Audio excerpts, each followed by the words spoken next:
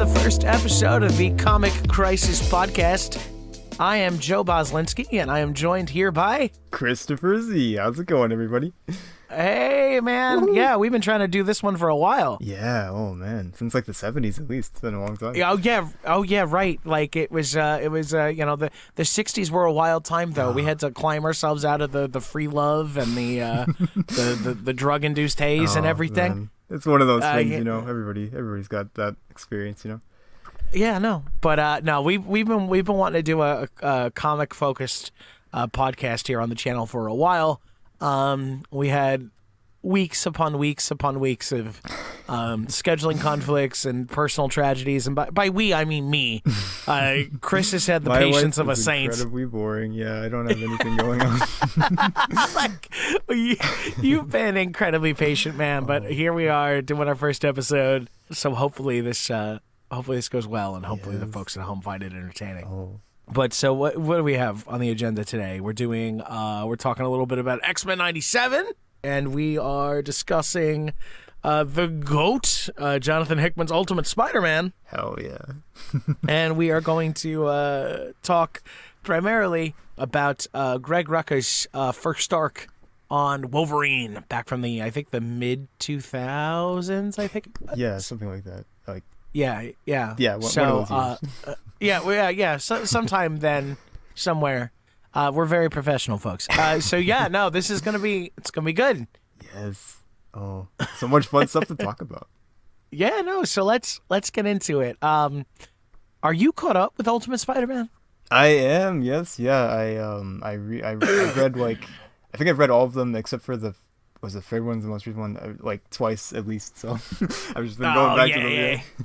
Yeah. No. What has been your favorite issue of the three so far that are out? Oh God, that's a tough one because they all have been like so great so far, each in their own way, and have like a lot of very meaningful and just fun scenes and stuff.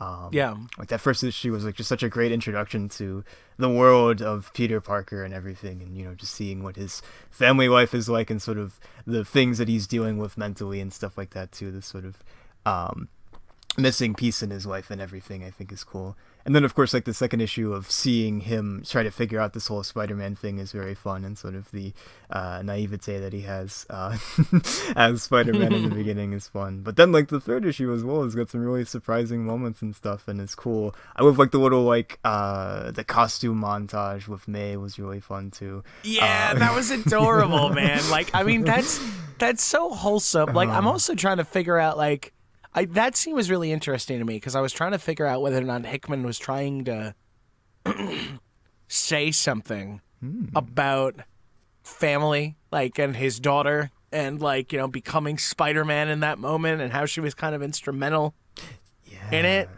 You know, like the fact that May in this universe is the one that like helps him settle on his classic design.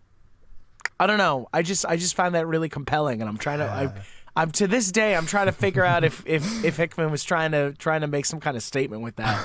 But either way, it was a great moment. I love that. I love that so much. God, yeah. It's kind of hard to narrow it down to like favorite issue because they're all just so good so far. I guess like I don't know. I guess like maybe I would possibly choose to. Maybe I love like especially like the ending as well, just like the spider symbol, and he's like ready to give up. He's like, maybe I'll give it one more day. I thought that was really fun. that was, oh my God, yeah, that little wink at the audience, like, you know, that man knew exactly what he was doing. Like that was very intentional. Oh yes. God, yeah. I'm sorry. I would love to know. No, I would love to know what Hickman's personal thoughts on One More Day are. Like, I really like. I want to know like his internal thoughts about the whole status quo and everything. Yeah, right. Like, what's he thinking about reading the Spencer run and reading Wells and stuff? What's going through his head? Is he just punching his fist every time he like picks up one? Like, all right, here we go again. Dude, it's so fucking wild to me that people didn't appreciate Spencer. And then, like, you know, we get to Wells, and it's like, no, we have to go back. Bring back Spencer, please. Call him up. Yeah, sorry, shit. I think the problem is I did a lot of talking last night. So now I'm like, you know, like now my voice is like, no, stop. No, we have stuff to do. I just found it. I always liked Spencer. I always liked the Spencer run. I was not a late comer. I was an early believer because we were coming off like 10 plus years of slot. You know? That's and true. I was so ready for it to be done. I was ready to escape from captivity, into a new golden age. And Spencer showed up, and the first thing we see is Pete and Mary Jane are back together. Mary Jane's like a full-on character in the book. Like, it was so good. Like, the first few arcs like felt like classic Spider-Man, and the Kindred storyline was so interesting because, it's really interesting now that we know that Spencer was definitively like trying to undo One More Day. Yeah, like it's been established. Like either he said it or somebody else at Marvel like had said it at a convention, like confirmed that yes, he was he was planning on undoing One More Day, and like he thought he was allowed to, and then at the last second they pulled it from him. Tried to be. Had you not heard that? I did. Yeah.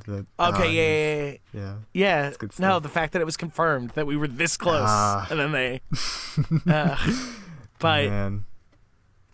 It's worth talking about though, because in the context of Ultimate Spider-Man, right? Like the new Hickman book, Hickman and Chichetto. Fuck it, Chichetto's art is. Oh my god, freaking beautiful. I don't care much about art usually. I mean, I enjoy comic book art, but I'm not an artist myself. I mean, I would love to be, but I'm not an artist myself, so I don't have a lot to say often about art. Chichetto, everything Chichetto does, I'm like, you got him, young man. Zdarsky's Daredevil. Oh god, looks so good. Yeah.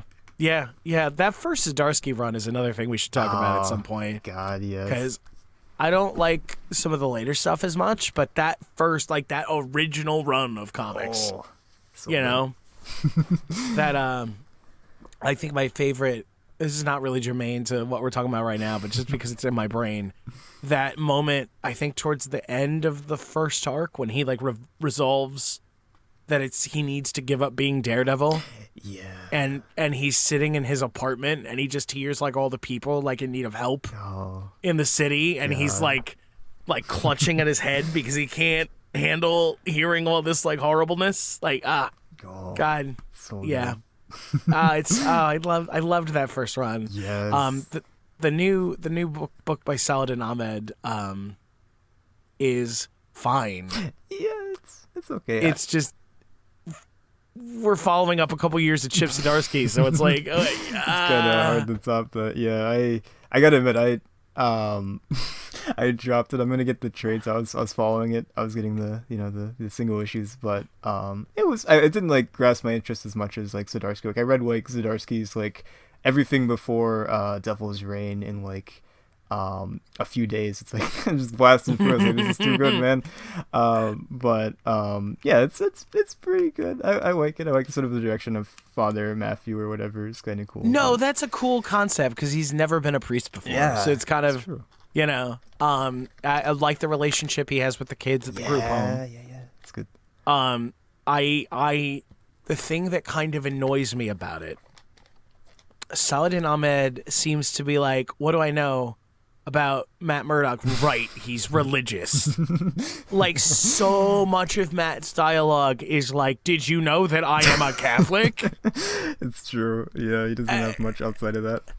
Yeah, am I crazy? Like, all his dialogue is about his Catholicism now. I think that's why I liked, it was like issue 5 with She-Hulk. Like, there's like, that was a fun issue. I liked that one a lot. That's like a little less Catholic. Nothing's wrong with anything with Matt, but it is very like that's like pretty much like his main like shtick throughout the book so far. Yeah, like it's all he can talk about. Like Zdarsky leaned heavily into the Catholicism as well, and I think to great effect.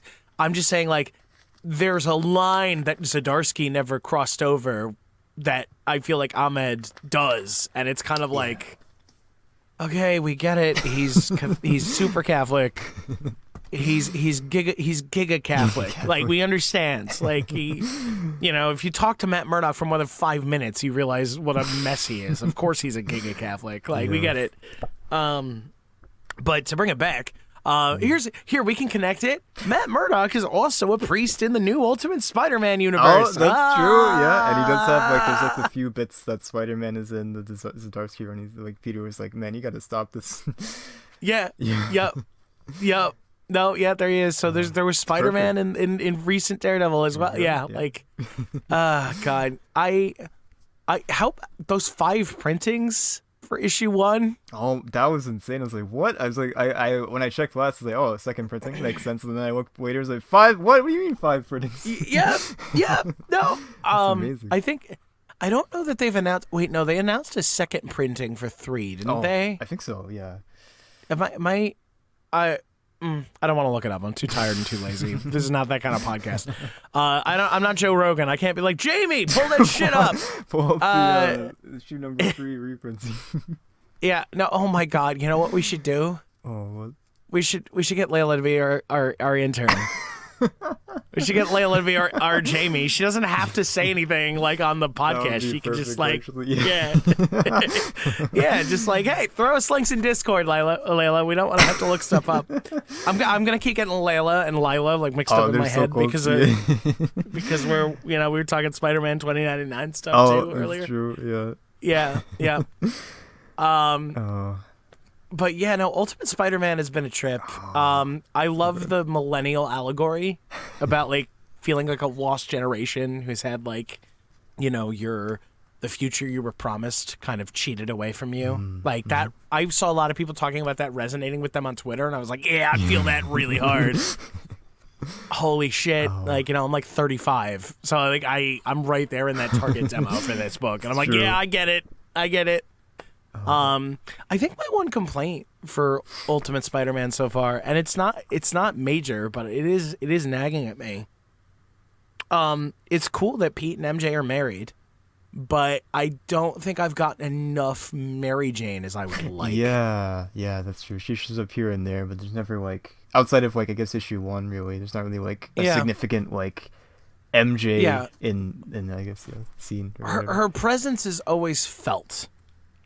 Yeah. In the book. But I will say, I mean, I was going to say maybe it's because we're really more limited on Peter. But we've been doing a lot of time with like Ben and Jameson. And like in issue 3, we even got a whole cutaway to Fisk and his cronies, So like, so it's not that. It's not like, oh, we're just like kind of really limited on Peter because he's shown that he's willing to go to other characters. Maybe he just doesn't find MJ's daily life all that interesting. I don't know. We still don't even know what she does. I was about to say, what does she do actually in her life? She's like I like how she's written when she's there, but she's a real mystery. She is. I have faith though. I know the next issue coming up, the one that has a fill-in artist. Is the one that introduces Ultimate Gwen, Yeah, so there could be like something there. Like I could almost like imagine. I'm not sure if like I don't know if Gwen and Harry are an item or whatever, but it'd be kind of cool. They are, yeah. Oh, okay, yeah, they are. Okay, like a double date or something. Or... Yeah, it's a double date. Okay, there we go. Maybe I just like internalized that, and I thought that I didn't know that, but I was guessing, but I actually did know it. Because they released the art, and it's like, it's like art of like the girls going to the bathroom together, like all 4 of them like sitting around the table, like That's right. Well, because at the end of issue 3, Harry's like, want to get a drink? Talk about stuff. And like, that's exactly what they do. It's so wild to me. Yeah. Where do you think the run is going to go? What do you think the story is going to be? Like, ultimately, they're building up to the big confrontation with the Maker. But like, outside of that, putting aside the meta plot and just talking about the Spider-Man stuff, where do you think broadly we're gonna go? Predictions. That was a great question. I don't even know, honestly. I've just sort of been like just following along and following the breadcrumbs and not seeing the end of the road. But yeah, I honestly don't even know. Like I guess like I don't really have any guesses. Like I'm really curious to see like just in general like where the Ultimate Universe goes. Of course, it's like leading towards Ultimates in June, I believe. yeah, like as far as like sort of like grander like scope, yeah, that I guess we'll probably see some more Fisk stuff. I think that's inevitable, of course. But my Fisk is gonna die. Is my prediction. I could see that. He's not. Yeah, he's not. He's gonna get like the Maker or somebody like higher up the totem pole than Fisk. Is gonna like run him through or something. Yeah. Like that's kind of my prediction. Like Spider-Man's gonna take him down, and then, Fisk. It's gonna be like, oh, you're no longer useful to us, Wilson. Like that's. Beyond that, I don't know. Cool. I've seen some people on Twitter like talking about like a cheating arc with Gwen, and I'm like, we're not doing that. No. That's insane. He would not do that. No. I think the family is safe. Some people are like, oh, MJ is gonna die. I'm like, nah, I don't think so. No. I don't think we're doing that either. Yeah. No. I think it's just gonna be superhero shenanigans until the confrontation comes with the Maker, and honestly, if that's how it works out, like I'm fine with it. Oh, yeah. My thing is more, I just want them to keep this going. I want them to keep this universe going. That's my big concern. I've heard somewhere somebody was like, "Oh, it might only be 12 issues," and I'm like, "That would be a damn shame." No, yeah, because keep it. How many episodes? How many issues did like the original one have? It was like 100. Was 140 or no? I don't know. How many something like that. Yeah, something crazy. Keep it going. Just book Hickman for the rest of his life, however long he wants. Just keep him there. Yeah, just let this become the new mainline Spider-Man book. Like, just here you go. Yes, God, that's all we need, honestly. I'm interested to know. I'd love to be a fly on the wall at Marvel. I want to know what those conversations are looking like. Yeah, no, it's just fascinating to me because the reaction to the new book has been insanely positive. Freaking, it's freaking like selling out, man. Like the one I went on when it came out, I went on Thursday instead of Wednesday, New Comic Wednesday, and we're basically all sold out. And like every time that I go, there's always like I go every time now, for Ultimate Spider-Man the day that it comes out. And every time, like, there's a lot of people there. It's really cool. So it's like, I don't see, like, they have, like, a bunch of copies of Wells' Amazing Spider-Man and stuff like that. Yeah. I even, saw one in the bargain bin. But supposedly it's selling. It's selling, Chris. It's selling. Haven't you heard? Of course. Yeah. Oh, this guy that I watch, Pop Culture Philosophers, who actually is in my area, which is really weird. I saw him at the comic shop. I was like, what is he doing here? It was the weirdest thing. Like, I just started watching him like the week before, and then he was there. I was like, what? Like, what is I in the Matrix? But he kept up for it. I think it's on 47 now or whatever. How many ever it has. It's getting to close to 50. But he said he does the weekly review. He gets a bunch of whatever, and he's been keeping up with Amazing Spider-Man, and he finally dropped it after 46 issues. He's like, no, I think I've suffered enough. I'm gonna stop now. It took him that long, right? He just kept on every time he was just talking about like this is just like I just hate this. Putting himself through hell. But yeah, and it's so badly written. It's so bad. It took me a while to get to the point where I realized I had to quit the book, and I was like, you need to stop paying them money. You need to stop giving them your money. And I don't even pirate it. Like, I just don't read it. I follow what's going on through like Twitter mostly. I get enough context for what's going on, there. I have no need to follow this book. When things get good again, when the book is saved, I will hear about it. Yeah. When a new writer comes on, I will definitely buy a copy of the. I'm sure they're gonna relaunch after the Wells run. They're gonna have a new number one. Definitely. Quick aside, I hate that I want to go back like 15 years, whenever it was they started doing that. And just punch him in the dick. Yeah, it's so annoying. bring back my hundreds of issues. It's ridiculous. Yeah, sorry. No. I just you could jump in, but like I missed that shit. Like it was so cool. Like this book right here, the Rucka run.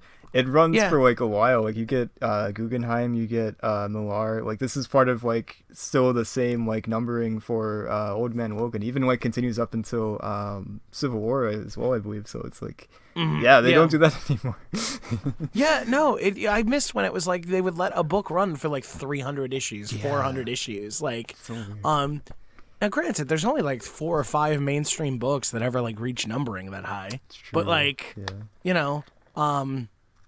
but even like whatchamacallit? Like X-Men. X-Men doesn't get to have a multi-100 issue run anymore. No, it's ending soon. It's like I think it's in the 40s or 50s. I don't actually. It's hard to keep track of all that Krakoan stuff. There's like a million damn things, but it's getting the relaunch with Jed McKay and then whoever else. There's like a few other people. Oh yeah, there's the new NYX series, the new X-Force series. Like I wish I had more money because I'd love to subscribe to like all of those. Like and, same. like, I wish I could too. Yeah, they always get cut off. I don't know like what the longest running series is right now from Marvel. I know Wolverine is up there too. It's like in the 40s or something, but they just... Are you reading that? No, I've heard it's like really good. No? Okay. It looks cool. Yeah, there's like the Sabretooth War or whatever, but that looks cool. Yeah. That stuff is like really the darker side of Wolverine is the best stuff in my opinion. Like that's why we're gonna talk about the Rucka run in a bit, but like that's it's like I love the Rucka run. Yes. Okay, I don't want to get ahead of myself because we got another topic to get through before we get to. But oh god, yeah, I've heard great stuff about the current Wolverine run. I want to dive into it at some point. Yes. I've heard Fantastic Four is really good too. The one going on right now. Yeah, that looks pretty cool. I love like just like the covers. I read the first issue and I missed the second one, so I just stopped. Not because I wanted to, but it's like, oh well, like I'll catch I can't read it anymore. Yeah. Oh, I'm done now. Yeah, no. I liked the first issue. The first issue was really good. I think it was focused on Ben and Alicia. What am I saying here? I think it's Alicia. Yeah, is how you say it. Yeah. That was cool. And sort of like there's like a larger plot at play that I'm sure plays throughout the run. But it seems like it's really cool. And I think who was it that was telling me that it was good that I should check it out? I don't remember, but somebody told me and I was like, all right, I will. One day. There's too many comic books to read. So little time. Oh my god, yeah. Especially now that we're doing this podcast and we have like homework and shit. Like, that's true. Oh man. All right. So Ultimate Spider-Man is really fucking good. Is the point? Like, and people should read it if you want to see married Spider-Man with a family. Like, this is your book. If you want to see a Peter that like grows and changes, like this is your book. If you want to see a Peter who's like actually the age he should be at, this is your book. Like, just good stuff all around. It's a breath of fresh air. It's like reading the other Spider-Man stuff that's come out recently with Greg Weisman's Spectacular Spider-Man. This is good. It sort of feels like sort of a continuation of like the Insomniac Spider-Man jam a little bit, but also like with a spectacular flavor in a sense. And of course, like Shadow of the Green Goblin or whatever, those have been good. Like especially like Shadow of the Green Goblin sort of has that like I don't know, like maybe 80s Spider-Man feel. This sort of like super like the weight of the world is always on him. He's like he never can be happy and stuff like that. Which I guess you could say that about a lot of different Spider-Man stuff. It's not just limited to the 80s, but it's sort of like I just read a bunch of 80s Spider-Man, so that's sort of like been on my mind. And of course he was. Sure. Pretty pivotal in the 80s with Craven's Last Hunt and stuff. Pretty small, lesser known Spider-Man story, but you probably haven't heard of it. One of those things in the back of your comic shop somewhere. I don't know. But those have been good. I like those. Those are fun. But this one like just gives me so much life when I read it. The other ones I like a lot, but this one just like just scratches an itch. Like it feels like this is something that we've been waiting for like freaking like decades, honestly. with a few minor changes, like so much of this like could be the main book. They could, yeah. Like just do the Miles thing and bring him into the main continuity. Yeah. Well, we're a little divided, right? Like, I like Miles, but I don't like there being, like, multiple, like, Spider-Men, like, running around. Like, I feel that. With the exception of Ben Reilly. I've always been a bit of a Ben Reilly stan. Ben. Oh, and what they did to my boy, Ben. Yeah. Ben. Poor Ben. Oh, God. I have heard that Miles' book is really good and cool and awesome. Ziegler, I think, yeah. Yeah, Cody Ziegler. Yeah. It's just, I don't know. Yeah, so my small, not anti-Miles, but anti-Miles discourse soapbox for a second. Because this is what drives me insane. I'll say, I don't like what's going on with Peter's books. Zeb Wells has fucking run that shit into the ground. It's a disaster. It's a dumpster fire. And people go, well, if you want a good Spider-Man book, why don't you just go read Miles? And I'm like, that's not... Okay, I want to be super clear. I don't mean this in like a racist online troll way. Like, when I say I want to read a Spider-Man book, I mean Peter. Yeah. Not because Miles isn't Spider-Man, but because like Peter is the character that I care about. Like, just because you call another character the same name does not mean that they're interchangeable. You know? Yeah, I can't like Electra and stuff, yeah. Yeah, I can't go like, oh, Peter's book sucks right now. So I'll just go read Miles and that'll get me my Spider-Man fix. Like, yeah, if anything, that seems like almost more problematic. Not to say it's a bad thing, but like just like sort of the idea that they're kind of interchangeable sort of like diminishes. Like, both of them. Yeah. Yeah, like where's the Miles identity? Like why is he so swappable? Yeah, no, that's what bugs me about it. Is it's like. A character is like a complete being with like a history and like personality traits and everything, and like they're nothing like one another. I like this. Like, why? I'll go with the other way too. I'm sure there's tons of people, especially younger fans, who like started from the Spider-Verse movies, and they probably don't connect to Peter as well. And their Miles, if their Spider-Man is probably Miles, So just tell them like, just if you wanted a Spider-Man book, here's some Zeb Wells shit. like imagine you're like a kid, right? And you've like you're 10 and you just watch like Spider-Verse and you're like little black boy and you're really invested in like Miles, and you tell your dad like, hey, because I know when my dad was in the military, he used to get me comic books from the PX like all the time because I used to have them on the rack sometimes. Oh, that's cool. And yeah, he would just like grab whatever's there. So I'm imagining like me telling, I'm imagining myself as like a young black kid telling my dad that I really want to like, read Spider-Man, right? And then so my dad is like, okay, I'll get you Spider-Man. And he brings me home a Zeb Wells comic. Why you love me, Dad?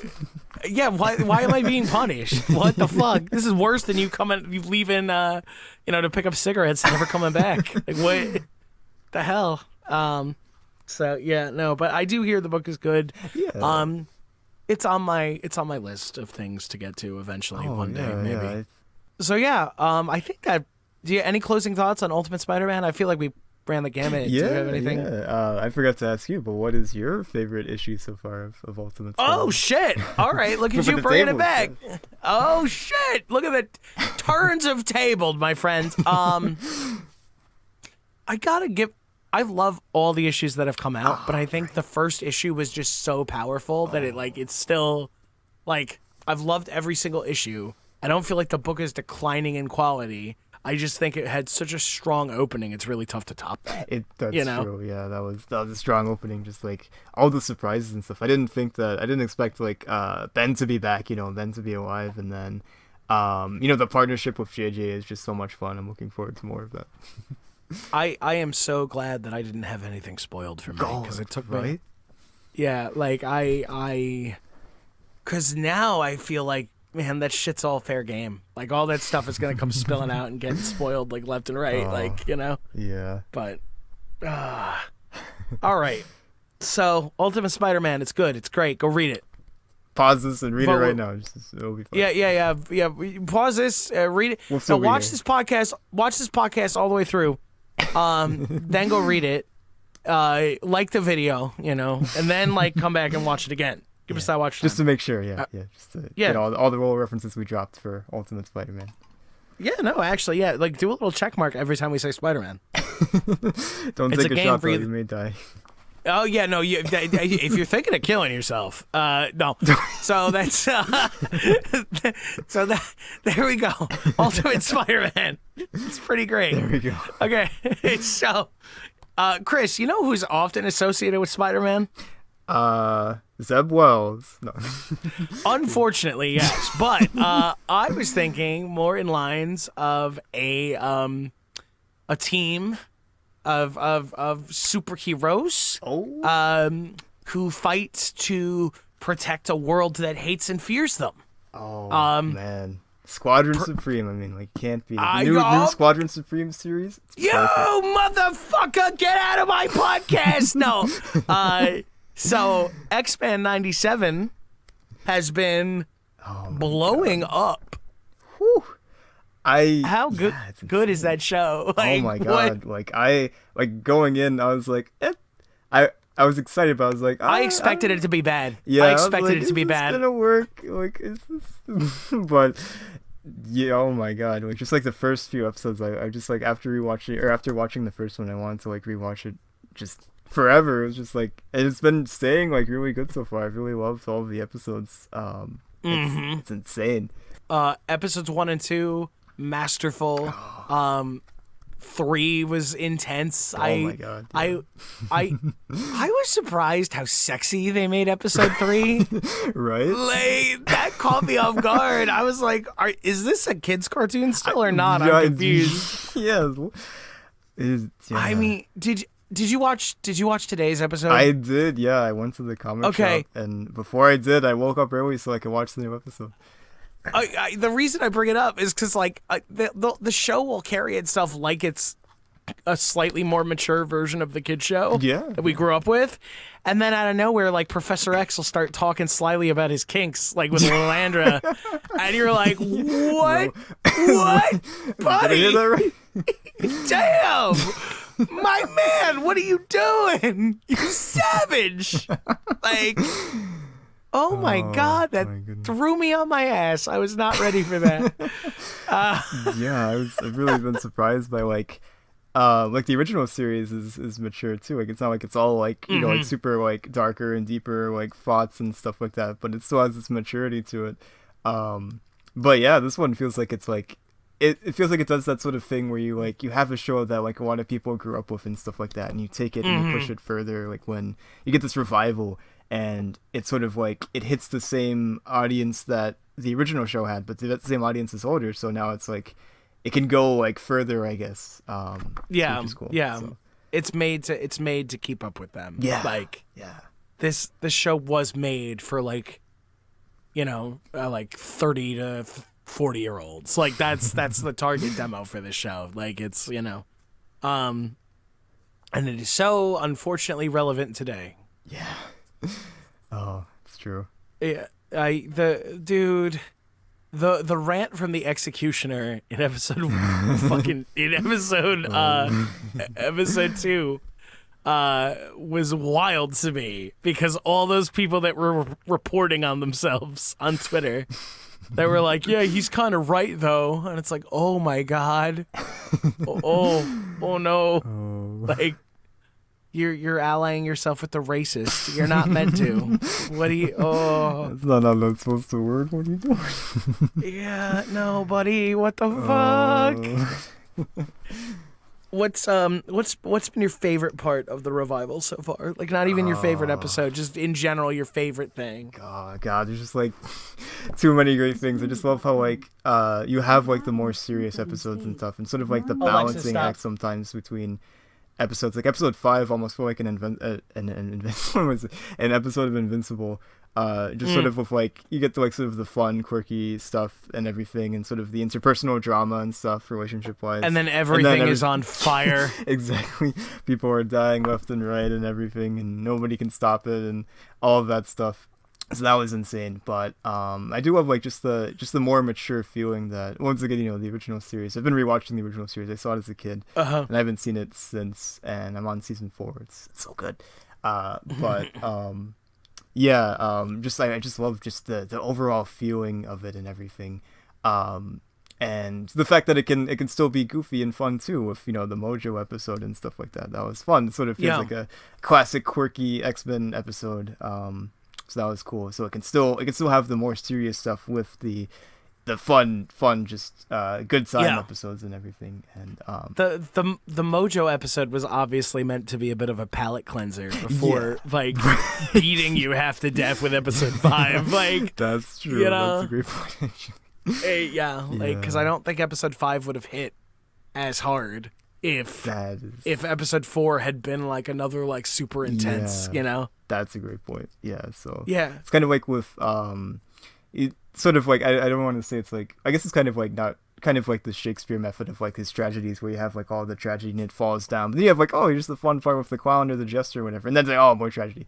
Sort of like Revenge of the Sith, where it says like pretty comedic stuff in the beginning and then sort of adventure, Clone Wars type adventure and stuff, and then it's all downhill from there, tragedy and stuff. But sort of that same mentality, I suppose. It's also great to seeing Cyclops get his due. Is like I've been rewatching the movies and he does like absolutely nothing in those first movies. He's a nothing character. Jesus Christ. The most notable thing he does in those movies is die. Exactly. I was like, what? He was my favorite character as a kid. So I don't know why, but I just loved him in the movies for some reason. And you're watching, like, why did I like him? He just does nothing. I think because they tried to make him like a stoic badass. Like he's a. Yeah, I do love like the interactions, just like between him and Wolverine, just like they're just constantly just being asses of each other. It's great, but that's all he's got. Pretty much. I kind of love how in the background Wolverine is in the revival, because it's like, oh my God. It's like we've had tons of Wolverine media. Wolverine has been the star forever. Exactly. He's just gonna chill and be a badass over here now. Like he's just kind of like one of the heavies, you know. What he's meant in the original. Like I've been looking at like some of the Claremont stuff, and he's present, of course, but he definitely doesn't feel like he's like the main character though. So it's I it was always funny though, like watching the original series back in the day, and even like watching this, I could 100% this Wolverine like going through a story like we're gonna talk about in a little bit, like I could 100% see this like Wolverine going through the Rucka run. Oh, like that'd be so good. Absolutely. Did you see the trailer, like the mid-season trailer for this show? Oh, I did. Yeah. How about that shot at the end? Like, how about that fucking cameo tease? I'm excited to see that because, oh God, I can't wait to see what happens. That's cool stuff.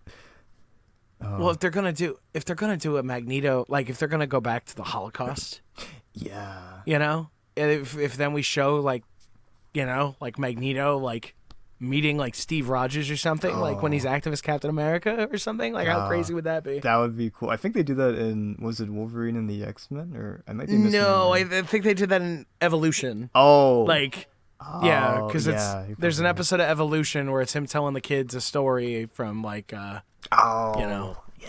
Yeah. Got it. Yeah, it's really good. It's really good. Although I saw somebody on Twitter the other day saying that like X-Men 97 was nowhere near as good as X-Men Evolution, and it just kind of broke my brain a little bit. Damn. Like I do really like Evolution. I think it's a great show. Oh God. I will not tolerate that slander. I watched the 90s X-Men a lot, but I think Evolution was like the one that like was my X-Men, I guess. But even still, like, X-Men 97, like, God, it's just too good, man. Yeah. Oh my God, dude. Like, Episode 5, I think, is one of the best pieces of fucking television I've seen in years. Good Lord. Like, the fact, like, just, like, even, like, topping, like, a lot of, like, the original series, too. Maybe, I don't even know, maybe even, like, most of it or almost all of it. Or maybe even all of it. I don't know. Maybe it's, like, the best thing. But oh, my God. I'm just blown away by the fact that I expected it to be bad. Right? I thought it was going to be cheap, flimsy nostalgia bait. I thought so. And it was going to be, like, really disposable. And then it's like, nah, what if we just made it, like, one of the best things Marvel's put out? The best thing, like, honestly, like, excluding like perhaps like some like random bits and ends or whatever, and like some of like the stronger MCU movies, like probably like for me at least like the best thing since like Spectacular Spider-Man and like Earth's Mightiest Heroes as far as like outside of comics, maybe even like not even just outside of comics. I don't know. Yeah, it was really good. Well, and it got me to want to start reading X-Men. I bought a whole bunch of the Ultimate collections because of X-Men '97. So man, it's so good. And I'll tell you what too, with episode 5, it was so wild. I was telling Summer, who works with us on a couple shows. Yeah. I was telling her that I felt like I don't know if you noticed this, but I feel like the performances from the older voice actors, the returning voice actors, I felt like their performances suddenly got a lot stronger in episode 5. Yeah, right? Like their voices sounded more consistent. Yeah. I don't know if that's just like the timing of the production, and by then they had just like slid into their roles more like could be securely or what, but like they just sound so much better. It was wild. Do. something just clicked, I guess. Whatever happened, it was perfect time. Yeah. Like I always forget the gentleman who plays Beast. I forget his name, but he like episode 5 he sounds or not at 5. He oh no, he was in 5. Yes, it was 5. He was one of the ones. Yes, he sounds immaculate in that episode. Oh my god, yes. Like, the first few lines he has in the show, like he's a little off, just like Cal Dodd's Wolverine. First couple lines, he's almost there, but he's not quite there.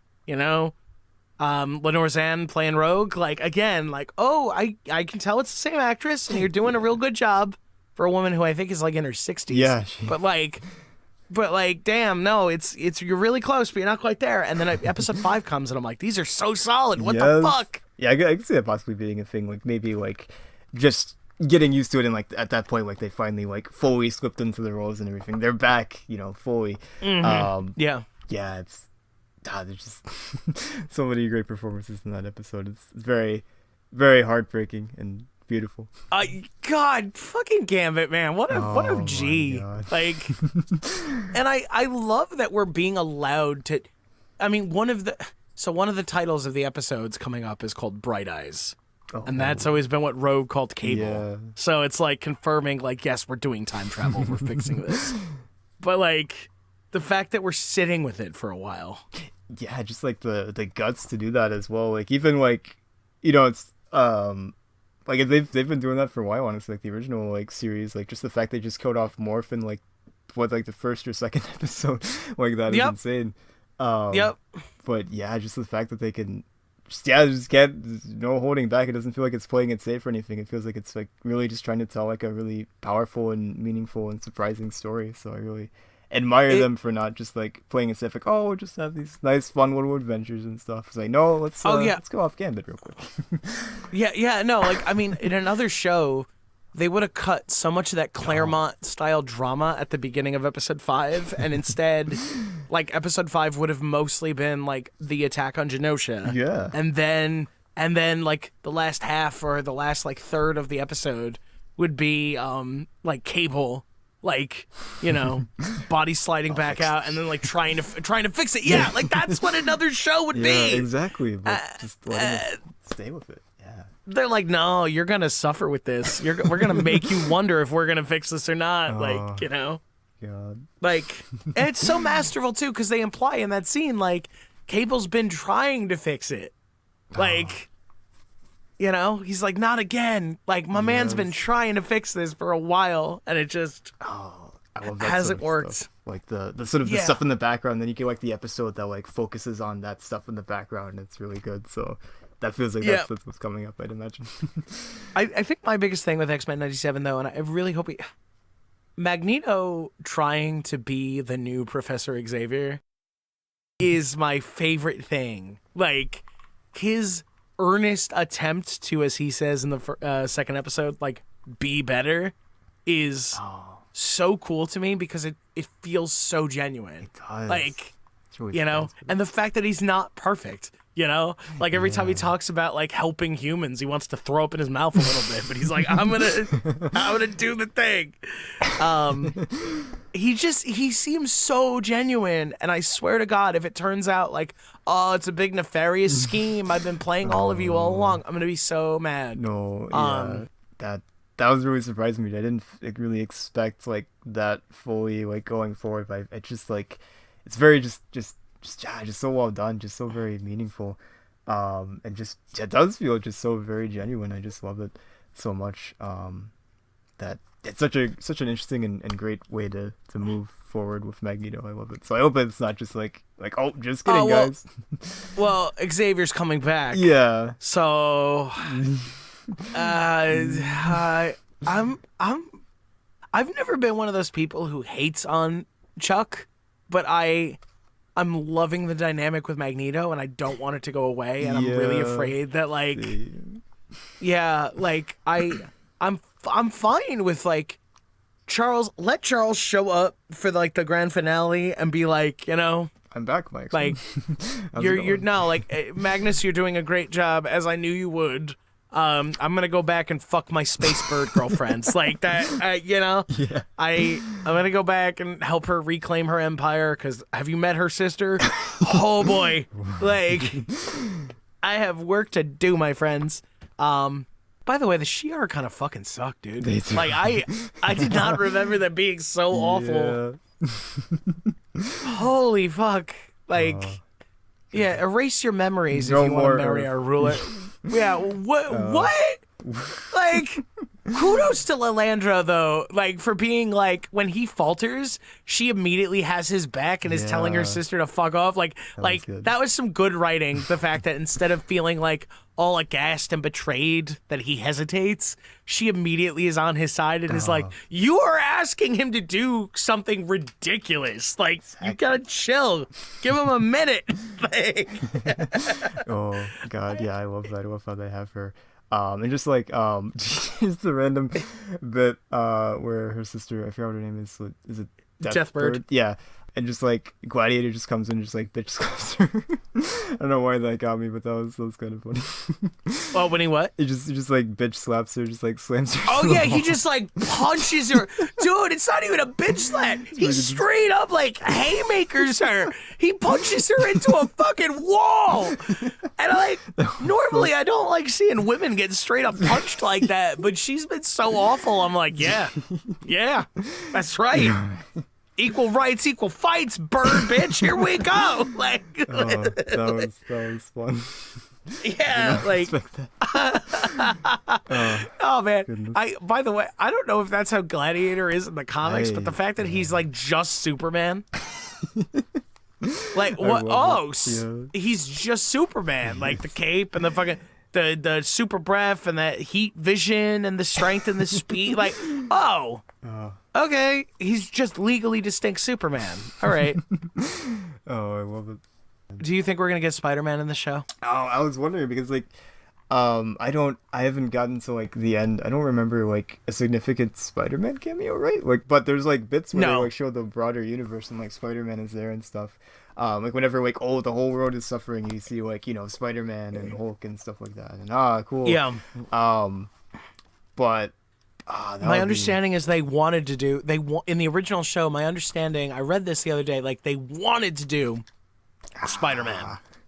They wanted to, but they couldn't for some reason. They weren't allowed to. Man. But Spider-Man was able to appear, or they were able to appear on the Spider-Man show, and it is confirmed. Like it's all in the same universe. Yeah. Like, so cool.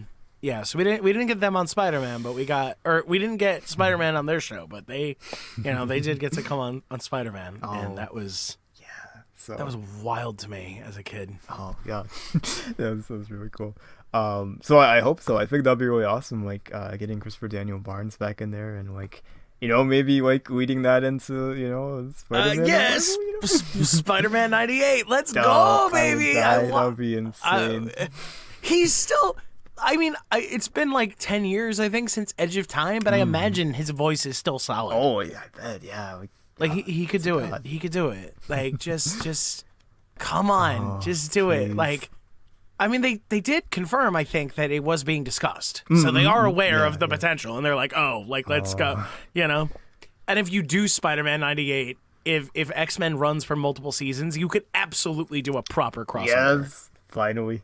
My God. Yeah, that's like, besides like every Spider-Man series ever with all the damn cliffhangers, I feel like that's the one that really deserves like a revival. Like X-Men, like, you know, it's great like seeing the aftermath, like, but if they never did it, it's like we do have the ending. But though it's like the ending's just like yeah, very, very big cliffhangers. So I was talking to Wyatt, Wyatt from our shows and stuff. I was talking to Wyatt the other day, and I was saying to him on Twitter, as like every Spider-Man I saw that cartoon in the modern age has had either like a cliffhanger ending or just a straight up sad ending. Like none of them have ended. MTV Spider-Man is like, I'm done being Spider-Man. He throws his costume into the river after he puts his like one of his love interests in a coma. No like more. What the That's fuck? insane. And then Stan Lee shows up, and it's not enough to get him to fucking not quit. Not even Stan could save it. No, oh my God, fucking oh God, Twitter was right. Stan Lee is a fraud. And then like Ultimate Spider-Man, Spider-Man Unlimited. Spider-Man Unlimited, they do a to be continued. I didn't even, like, as a kid, I just thought that I missed the next episode. I was like, oh, I guess I missed that one. No, and you like, didn't! No, after all these years, I didn't realize until, like, a while ago. I was like, wait a second, this just ended. I never... Damn. No, I think it got made and it just got never released, if I'm not mistaken. Like, yeah. What? Oh, my God. That's insane. Literally had a rocks fall, everyone dies ending. Like, that's the ending to Spider-Man Unlimited. Oh, my God. Spider-Man 94, before that, was like fucking, why don't I take you and show you where the real Mary Jane ended up? And then we never find out what... By the way, you know who that is? Ooh, wait, what? The voice of Madam Web, do you know who that is? I do not. Stan's wife. I forget. Oh, that's right. I forgot about that. Joan Lee. Joan Lee, yeah. And that's so cool. And she kills it. That's so wild to me. God. She's not an actress. No, yeah. Oh. But she just killed it. Damn. She just killed it. Oh. So cool. I bet, I don't know for sure. I could be way wrong, but I have to believe like Stan, because God, people love to shit on Stan's memory nowadays. They really do, and it makes me so mad, but I also try not to get into like every fight that crops up on Twitter. Like, I understand that Stan unquestionably took some credit that wasn't his, and like was a showman. He's like the showman compared to like, Jack Kirby is like more of like the not as like loquacious and everything. My understanding is it was more like Kirby was just quiet. Yeah. And like didn't want the limelight. Exactly. And like, so it's like, Stan, like, my understanding is Stan didn't do a lot of like lying. It was more like Stan downplayed sometimes. Yeah. Other people's importance as opposed to his,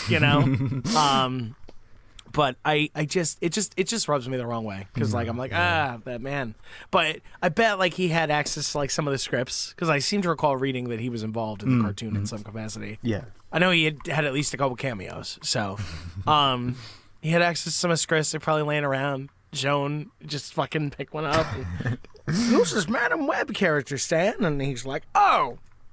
That's a character is created, a few decades ago. She's complicated. She's like got like a special chair she sits in. She can like tell the future, and she sends like cryptic messages to Spider-Man to help him on his mission. And then she probably just started like reading the lines aloud. Yeah, I wish to be a star. Like,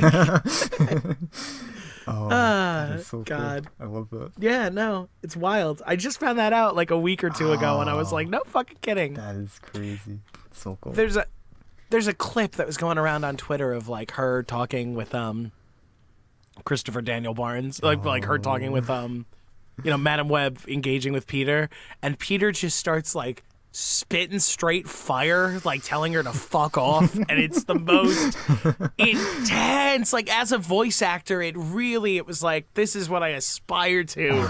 Like, holy shit, Christopher Daniel Barnes like shaming this old woman like you wouldn't believe. You and your supreme arrogance. Like, man, was every bone in his body was vibrating with rage. I love it. Gotta get him back. Shocker! I'll chase you. You can't escape me. Sorry, my voice. But man, it's so good. We kind of got a little off track with like X-Men 97, but X-Men 97, very good. Yes. Oh, just so beautiful too. I love the animation as well. It looks nice. It has that sort of it feels like it's taking the 90s stuff but like doing something new with it and everything, and it still has like that 90s style when it comes to like, some of the music choices and everything like that, and sort of the feel of things and the vibrant poppy colors and stuff like that. So it's beautiful. The first episode or two, it took I couldn't quite get used to it. It felt off to me.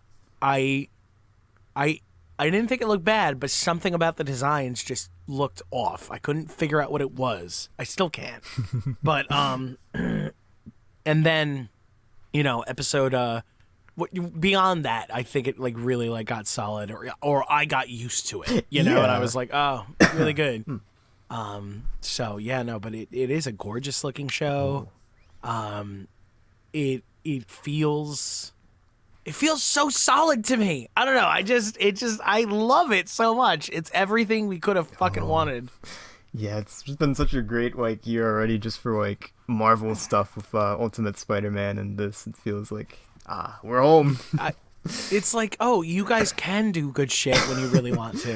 Who'da thunk it? Like, insane. After all these years.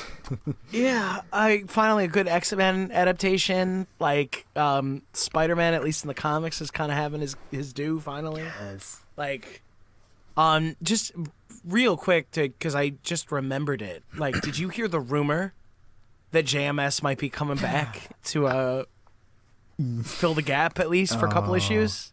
I did. Yeah, that's so cool because because he's doing Cap right now, and there was, I think it was just one issue where there's like a brief Spidey scene, which is really fun. He's actually like on the cover, but he's not. I guess he's like pretty much like a fairly significant part of the. Yeah, he's in it. It's he asks Cap to help him fight Doc Ock or something, and then Doc Ock doesn't show up. He's like Captain America just leaves in disgust. I love that. That was fun. So we got a little flavor, a little taste of JMS Spidey there, which was exciting. But yeah, it's like perhaps the greatest like Spidey writer of all time, like coming back for some Spidey action would be magnificent. That would be just what the doctor ordered. Yeah, even if it's just for a short run, like if it's just like even like Demetrius, like with his like 4-issue stuff, like if it's like that, like I'm all in. Yeah. Well, because it all started because JMS did like a little vague tweeting. Somebody was like, "Do you think you'll ever write Spider-Man again?" And he's like, "Might write an issue or two in the near future, possibly." He said vaguely, like, and he knew what he was doing. Like and people were like, "Whoa, what, sir?" The fuck? You gotta cue up Jeremy Renner. Don't do that. Don't give me hope. Like, oh god, that would be insane. Like, we've already got like so many like cool Spider-Man comics outside of the main book. Like, if that on top of that, like just with that there too, like, geez, be overwhelmed. Yeah, well, Dan Slott has been losing his mind on the CBR forums, so a lot of people are thinking like, okay, he got some unfortunate news about. Because the only reason he's allowed to have any influence in the Spider Office is because he's got a book, a Spider book. So if they take his Spider book away, he's like frozen out. He has no connection. He has no pull. So like I get the running theory is that he got some bad news at the Writers' Summit in March. Like, that man is insufferable on social media. And they need to take it. Like, all his devices away. Just no more. No more. No more. I will say I don't know. I don't know if I've just been like hearing the wrong information from the wrong people, but I have heard that Spider-Boy is fine. That it's like it feels like it's like a book that would be really annoying, but it actually is kind of fun. So that's what I've heard. Yeah, but I don't want fine. I don't want to read a comic that's fine. No, you know? Yeah, exactly. Like, and it's also after Nick Lowe was like, "There's no room for Ben in this universe," but now we have a literal redheaded stepchild show up. Thank you. Like, fuck out of here! I don't want to hear that. That's the thing. Like, the actual quality of the book might be fine, but it's like, oh, look at Dan Slott's fucking OC in here. Like, you know. Exactly. Well, I think he just got superiored. I thought is what I had right. Heard. Yeah. Like, yeah, with like no, because he doesn't have an ongoing book anymore, so he's not, there's no rescue in sight. Like, he's just this now. Was that the whole plan? Was it always a way to bring Doc Ock back in a new body? Like, is that the, way to go, Dan. People were clowning on Slott because they were like, oh, he struck gold with the story arc one time. And now, like, it's the only thing he knows how to do. Like, Doc Ock takes over this character's body. You guys have never seen this before. Yeah, right? This is gonna blow your mind. Right? We're gonna have the Joker take over Batman's body. Oh. We're gonna call it Superior Batman. Where can I pick this up? Superior Batman is just called Batman. Shut the fuck up. That's true.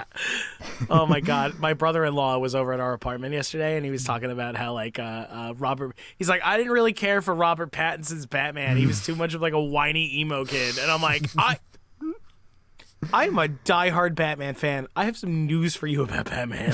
Like, you... What the fuck? All right. Anything else about X-Men 97? It's great. Yeah, check it out right now, brother. Too. Just watch it as you listen to this. Have one headphone is X-Men 97, the other one is this.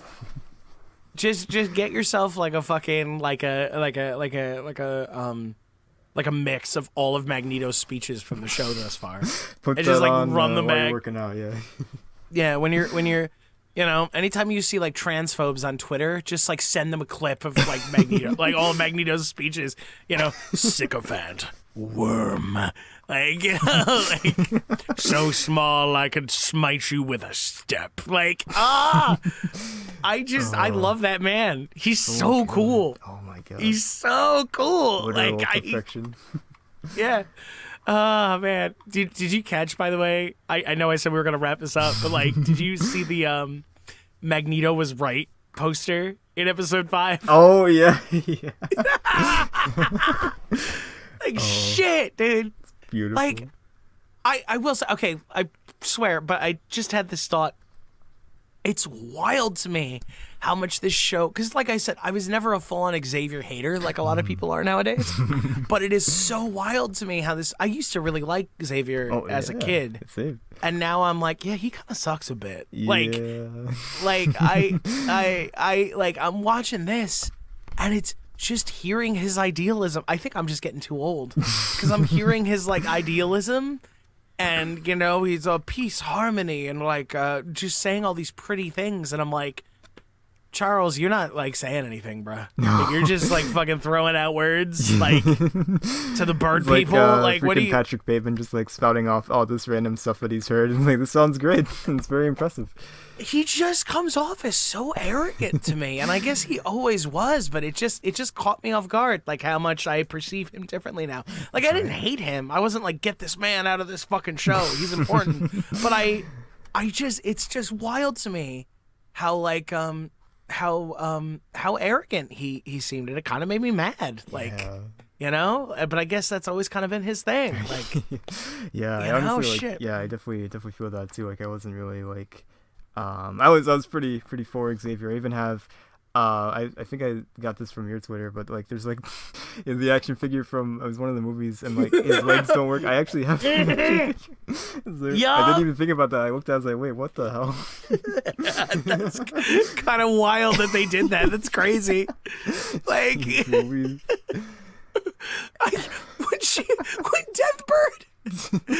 Deathbird is going off on him for being a Terran, And then she's like, there's this moment where she's like, he's not even pure or whatever. And I'm like, is she about to go all ableist on this motherfucker? And then she's like talking about him being a mutant. I'm like, oh, okay. Like, still bad, but not where I thought this was going. Like, wait, hold on. Oh my God. Like, yeah, no, but he's like, I must go to my X-Men. I'm like, you're gonna fuck it up. It's true. Like, you're gonna come back, and then Magneto's gonna be like, I thought you were dead, Charles. You lied to me. Everything I've been doing. Yeah, all that I've been doing. What is the point of this? You're a liar, Charles, a charlatan. And he's gonna turn evil again. No. Yeah, I'm saying it. It's what's gonna happen. God damn it. God damn it, Chuck. No. Stay in space. Oh, God. You have that birdosy, Charles. Just, like, fucking enjoy your time with Lilandra. She's like, we could just stay, and we could just have so much sex. Charles, we could have so much sex, and you could be emperor. We could have bird sex, Charles, and you could be an emperor, Charles. And, like, holy shit. Like, come on, dude. Let's do this. Please. Like, there's nothing for you at home. Stay here. Yeah. We don't even have to. Charles, I'm just gonna have Gladiator punch my sister until she stops being a problem. Like, it's okay. Forget the memory thing. We're gonna quell this uprising, and I'm gonna have my fucking Gladiator here, like, do an RKO on my sister, and it'll be fine. It's good, Chuck. It's okay. I must go to my X-Men. No, Charles. Stop. No. You're ruining everything, Charles. Oh, God. Oh, God, X-Men 97. X-Men 97. It's really good. It's really good. It's really good. All right. So we got...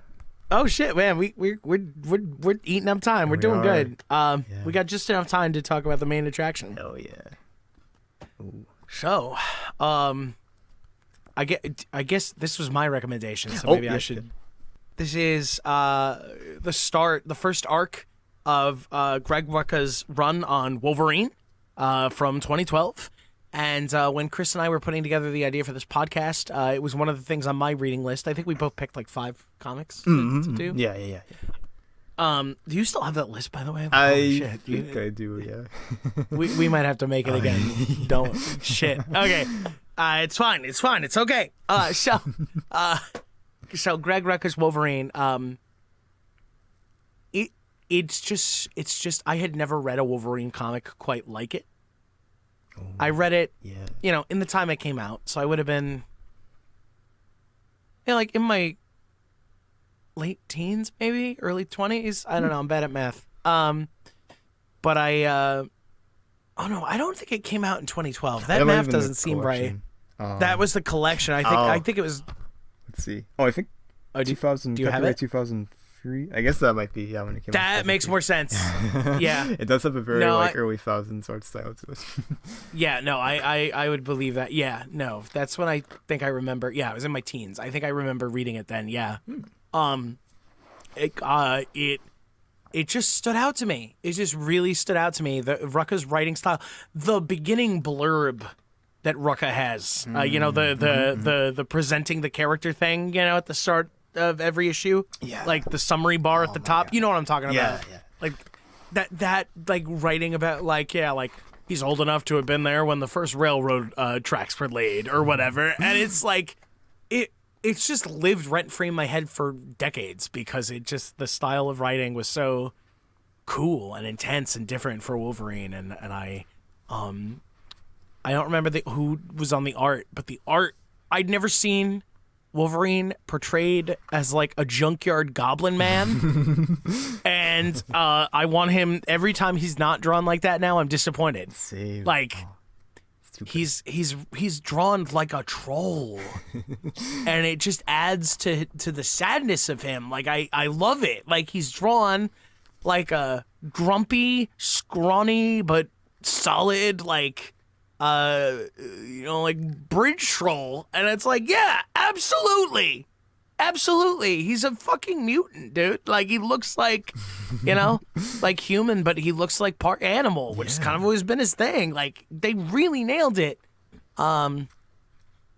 So, I don't know. This book, just with its noir style writing, as expected of Greg Rucka, crazy expressive art, and really, like, mature story, just really stood with me forever. So I was like, yeah, we got to talk about this on this new podcast. Yes. So I know how I feel about it. I want to hear your thoughts. Yeah, I read the first issue and I was just so taken by it. I was like, this is such a great just start of the series, start of this run and storyline. Having, this like waitress, in this cafe, and it's like told from her perspective and everything. Like, it's told in retrospect of Wolverine reading his or her journal that she left and everything like that, and it sort of like loops around and everything. And she calls him the mean man. Yeah, man. Yeah, I love that. And just the pure tragedy of it, like the ending where he like reads like the my name is Lucy Braddock, don't forget me, or whatever. Just like the look that he gives, the final panel is like, I was gonna bring that up. That final panel, like it's those insane. People are going to die. Like I've never seen a panel that has so much like your free trial of life has ended. Like, so holy shit! Oh my god, that panel is like stuck with me like just so much. Yeah. Like, oh my god, and there's like God, he's gonna kill so many of you. Oh god, and he just and he's a detective in this. Really, it's wild. Like I've seen him do stuff like that before, but it's always cool when you see like how this man used to be a fucking secret agent before he was an X-Man. Like seeing him like hitting the road and like fucking like like running down contacts, for like support and info and like piecing together clues and shit. It's wild. So cool. Sorry, I was looking more for your input. I'm sorry, I didn't mean to start gushing. Go ahead. Yeah, I love that aspect of it too. Like just that sort of noir feel that it has, I think is really great. That I'll be honest, I haven't really read a lot of Wolverine. I think I've like picked through the Miller stuff, but I haven't really read much of anything else. So this is like really like one of my first like strongest exposure, I guess, to him, and like this was like just so mind blowing. I wish that every like Wolverine comic was like this. Like this is just right. No, like this is how Wolverine should be written. I think forever. Like honestly. It really, like oh god, because he's not like the rest of the X-Men. Like he's always been an outsider, and like this feels like that. Like to jump ahead to the end of the arc, like he. Did you read the Nightcrawler issue at the end, or did you? Okay. That's great. Like him trying to talk to Kurt. Absolution. And, like, he's like, am I a good person or whatever, and Kurt's like, yeah, man. Yeah. Oh god, when he's like, I killed 27 men or whatever it was. Like spoilers, Wolverine kills fucking everybody, and Kurt is like. Were these like innocent men? And he's like, doesn't matter. And Kurt's like, yeah, it matters. Like if they were innocent men, like you would need to be stopped. And he says like, oh, you would stop me? And Kurt's like, no, but I would die trying. All right. Beautiful. Props to Kurt for the self-awareness, but like, no. Oh fuck, dude. Man. Yeah. Oh, it's so wild. It's a miserable story. It is. Like, the more I think about it, like, nothing good happens in it. No. But it's such a good story. Like, the end result is Wolverine finds the cult. Half these girls are so brainwashed they don't even want to be saved. And he just, like, fucking eviscerates an entire compound of these fucking John Brown motherfucking militia members. Like, just fucking, like, just snick, motherfucker. Just stab, die. Like, while looking like a crazed man the entire time. The art, insane. Really just... his facial expressions, like,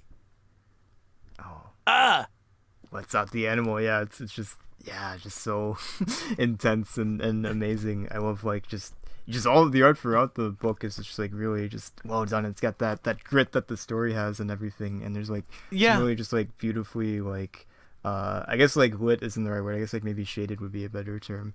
Like just like some of like the blues and stuff like that. Like when he's in the hotel room or whatever with the arms dealer guy and everything, like that just looks so good. Just it's just wonderful to look at and to read too. So it's like the art doesn't does the story justice. Yeah, really just. Oh no, it really does. It really does. Like, and you get so much from the art. Like, also the fact that he doesn't really show his claws, except in like the last confrontation. Yeah. He cuts the arms dealer's gun in half, like off, well obscured, and then he pops like one claw to like calm down Lucy's father to like make him stop fighting, but like his claws don't come out for real until the very end when he's like, "Time to kill all of you," like Yeah. And I feel like that was a very intentional choice. That was like, I didn't even think about that, but yeah, looking back at this, that's really, that's true. That's pretty genius. Like even when he's like, when he kills the sheriff or whatever, like you don't really like get a full glimpse of his claws. You like see it like poking out from the back of like the squad car and stuff, but you never like really get like a full glimpse of the claws. So I think that was such a smart like sort of arc for the art. Because he's controlled. Yeah. That's like, it's to show that he's controlled, and it's very intentional. And then it's not until the animal takes over, as he would say, like he mentions to Kurt, like when he goes full berserker mode, that's when all the claws come out, because it's just about killing. It's just about punishing these awful men for what they've done, not just to Lucy, but like the way that, Logan says, like, how many women, like, how many are there? Like he finds that room of all their belongings, and it's oh man. God, it's that Punisher trick of giving you bad guys that are so awful. You're like, get them. Yeah. Get their ass. Just fuck them up. Let's go. Get them all. Like, no, I'm not interested in hearing like an ethics lecture, Father Matt. I just want to see murder. Exactly. And like, there we go. Like, oh God. It's so good. I'm realizing now that like there's maybe not as much to actually talk about. Yeah, I was actually thinking which is kind of funny. Like it's a pretty straightforward story. Like this girl escapes kind of like a militia type cult, from like the Midwest, and like Logan befriends her briefly. She is killed horribly, and then Logan's like, all right, I shall respond in kind.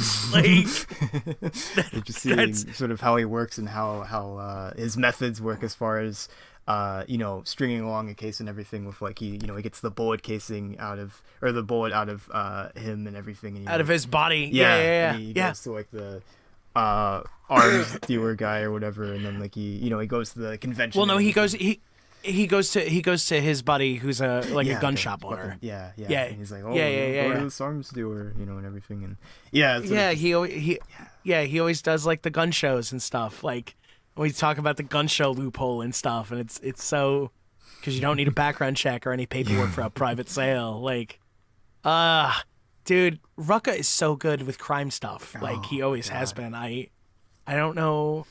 I don't know if Rucka used to be a cop or he used to be like a crime reporter or something, but he's always been really good with his crime fiction. Yeah. Like that's like his big thing. That's a good question. Yeah. Yeah. He's like rattling off all this info about guns and shit. And I'm like, okay. Where'd you win? All right. Yeah. Okay, man. Like he's talking about like how easy it is to get a conversion from Act 10s. Like, and I'm like, of course. Right. Obviously. Thank you. His arms dealer is talking like, you'd be able to get these guns like, pre and post ban, kind of stuff. They're talking like this man knows his shit, and it's like, what?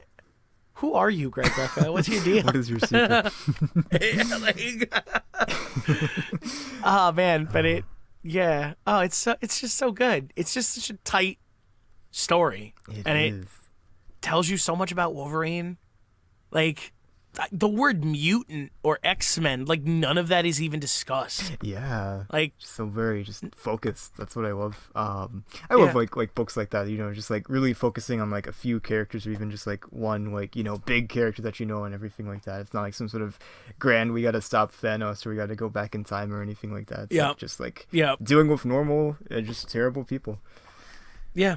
No, and deal with them he did. It was very satisfying. I understand that he is a hero, so he feels kind of bad about it in the end. But it's like, don't worry, bro. Don't worry, Logan.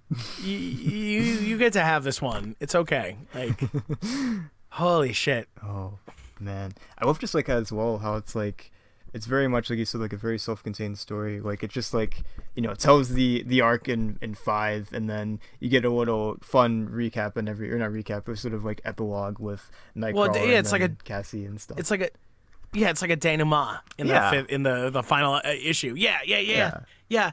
That's actually like really smart storytelling. Like most of that issue is just Kurt and Logan in a bar, Logan being sad because he just committed a massacre, and Kurt says he's not there to give him absolution, but I don't know. I read it like Kurt being like, you're gonna lose a few.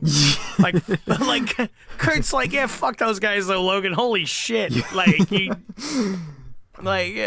tell me these were like cultists? Like they were like kidnapping women and like enslaving them? Like Logan, you just did like some spring cleaning. I don't the Lord may have said vengeance is mine, but then he saw that shit and went, oh god, no, that's all you, buddy. You got this. You got this. Like, oh man, yeah. I also like too how it's like it feels like the perfect combination where it's like it's its own like story, but it has like enough to like be able to be continued, because there is of course like more with Coyote Crossing, with Cassie I mentioned and stuff. So that's I don't. Well, and if I remember right, she's like having like sex dreams about Logan in the next night. Yeah. That's so wild to me, bro. Like she's so like enamored with this weird little goblin man. She's like I did not expect that when I turned the page. Like, wait, whoa, Cassie. Wait, why? I was like, I didn't remember that at all because I haven't read this in years. I was going purely off of my memory of like the stuff that's stuck in my brain and makes the story like really like have a hold over me is Lucy's journal in the first issue. That's the thing that like really good hook, yeah. It's funny as a kid. Remember I told you my dad used to like bring me home comics from when he was like at drills and stuff.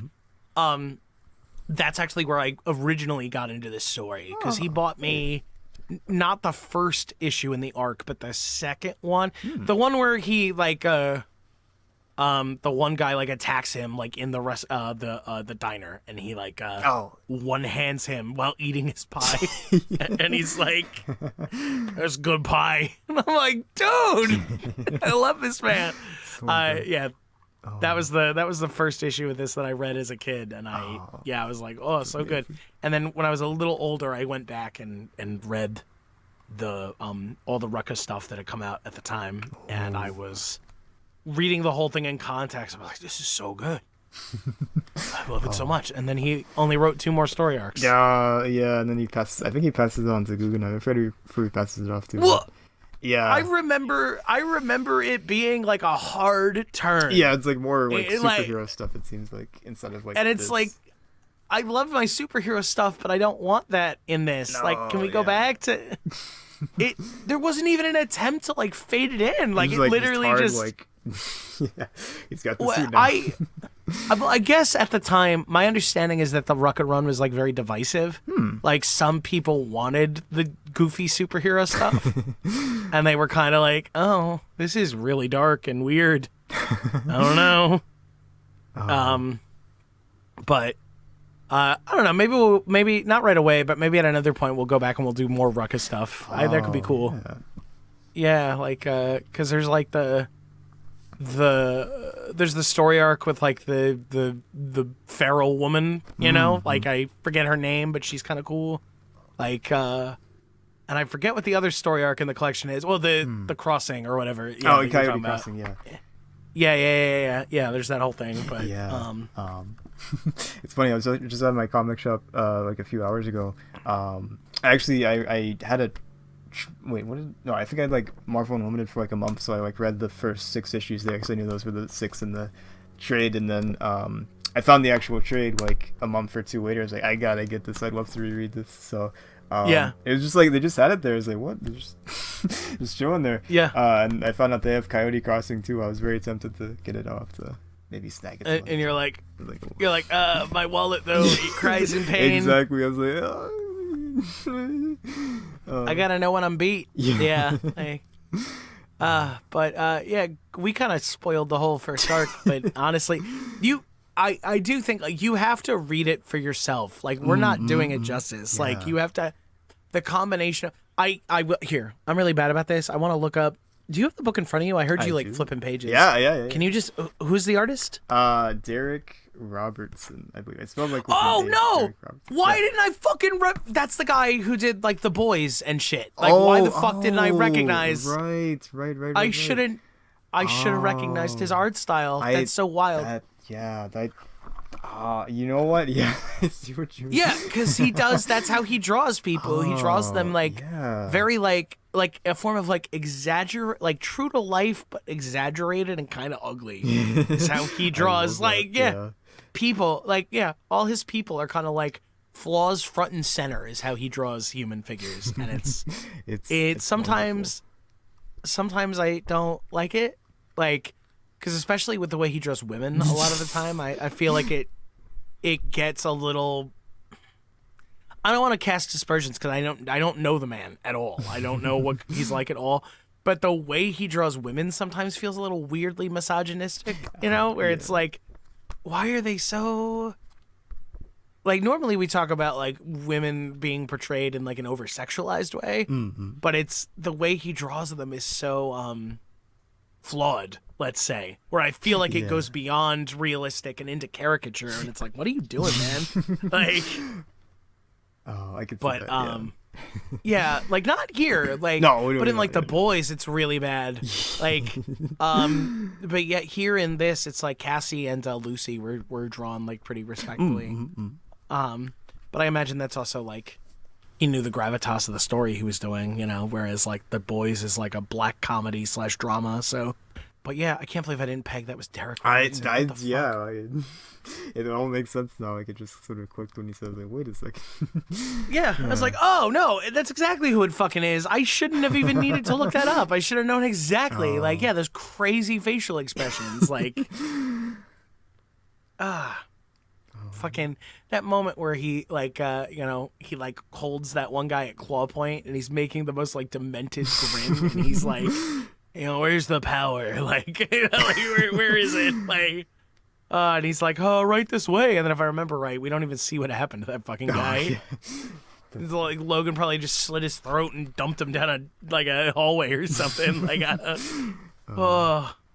But it was really good. It's really evocative, emotionally resonant stuff. It will stay with you. It's worth checking out. Like, I really think you guys. I know we kind of spoiled the plot line from A to B, but it's something you should experience for yourself. I imagine you can get it pretty cheap now too. Yeah, there's the collection, which is really cool. It has some really beautiful cover artwork. It's the trade artwork for Coyote Crossing. I'm sure that's probably one of the issue covers too. And then I just like the original trade was only like $13, so that was really cool. So. At least when it came out. I'm not sure like what it is now, if it's like more or less, but yeah, it's and it's on Marvel Limited too, if any of you have it. Oh yeah, there you go. And you can get like a month free, I think, or something. Like easily, they have like a deal. I don't know if it's still going on, but for X-Men 97 they have like a deal, like the first month is like 97 cents or something, which is insane. So oh yeah, no, I saw that ad. Yeah, like, that's wild. Freaking just giving it away, like, oh my goodness. Well, Chris, I think, did we like cover pretty much everything that we wanted to cover today? Yeah, I believe we did. We got some Ultimate Spidey, we got some X-Men 97, and we ended off with an amazing Wolverine tale. We even managed to tell Matt Murdock to cool it with the Catholicism. Like, you really peak efficiency today. Firing on all cylinders. Well, whenever you guys are listening to this, hopefully it should be in the next day or two. Thank you so much for hanging out with us. Thank you. yeah, this was a lot of fun. It was. When we know when the next one is, you will too, because it'll be out.